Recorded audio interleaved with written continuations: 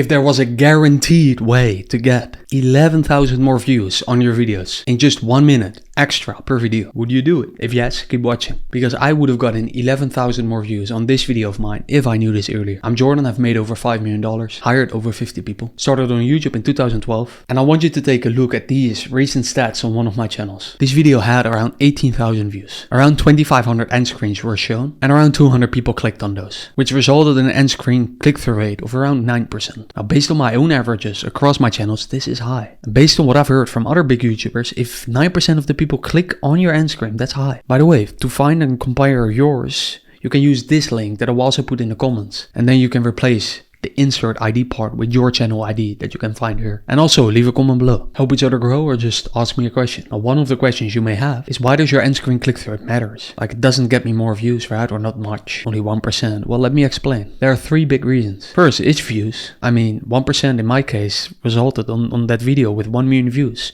in 11,000 more views. Well, one of them is views, because if I knew this earlier, then that 1% would have gotten me 11,000 more views on this video. Now, before you think, well, I don't get so many views as Jordan, right? 1 million views. My videos only get 500 views. So why does 5 extra views matter to me? Well, keep watching, because this is just the beginning. Second reason is AdSense. Also not that much, right? In my case, with a $3 RPM, only $35 extra in pocket. Well, I know, that's not much. But these are just the direct measurable stats. Here come the indirect ones. And the reason why I think every YouTuber should include this 1 minute hack. Why? Well, the first one being average session watch time. Not average view duration, nor average view percentage, but the time someone watches your videos in one session before they leave the app or close their browser. Take a look at this image. When 1% watches your 10-minute video until the end and they click on your end screen, and watch another 10-minute video of yours for like 50%, and maybe just finish before they close the app with another 10-minute video that they watch only for 1 minute, then your average session watch time is 16 minutes instead of the 10 minutes that you would have gotten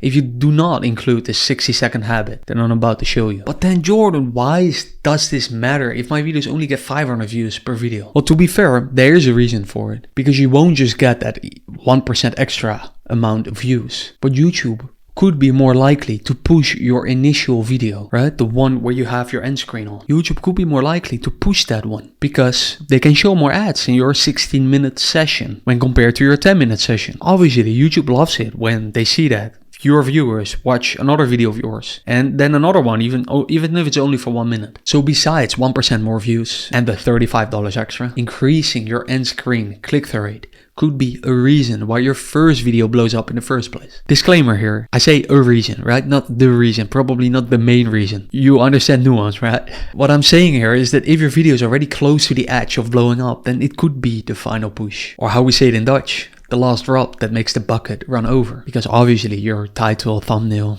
matter much more. Talking about thumbnails, you can download my free thumbnail pack to create this, and this thumbnail in minutes. Free download link in the comments below. So if you currently get 500 views per video, then why not spend another 1 minute per video to create this ripple effect? 1% more views, potentially more AdSense once you're monetized, and it could be the final push for your video to get more views, to blow up, to get more impressions. So now I may have convinced you. What is this happened? Well, here it is. Simply, before you record your next video, go to your YouTube Studio end screen dashboard using the link that I showed earlier, which is in the comments. And then you will see this page. Then you want to open the videos, watch the videos with the highest click-through rates. Then use this free Chrome extension to get the transcript. By the way, free Google Sheet with 80 other free YouTube tools in the comments below. And then the next step is to reuse the script, add it to your new script. Ideally also use the same editing that you've used, and voila, you can expect a similar end screen click-through rate. But now you may say, well, Jordan, I don't want that because my end screen click-through rate is only 2%, 3%, 4%. Mine is not 8% or 13% like yours. Well, yeah, in that case, you don't want to duplicate just what you did in previous videos. Instead, you want to improve your end screen script. As you can see here, I went from 2% end screen click-through rates to 8 to 13% end screen click-through rates. So if you want to know everything that I've learned, then comment the word CTA below, and I will send you everything that I've learned that you can now apply to your end screen scripts. But if there's a YouTube setting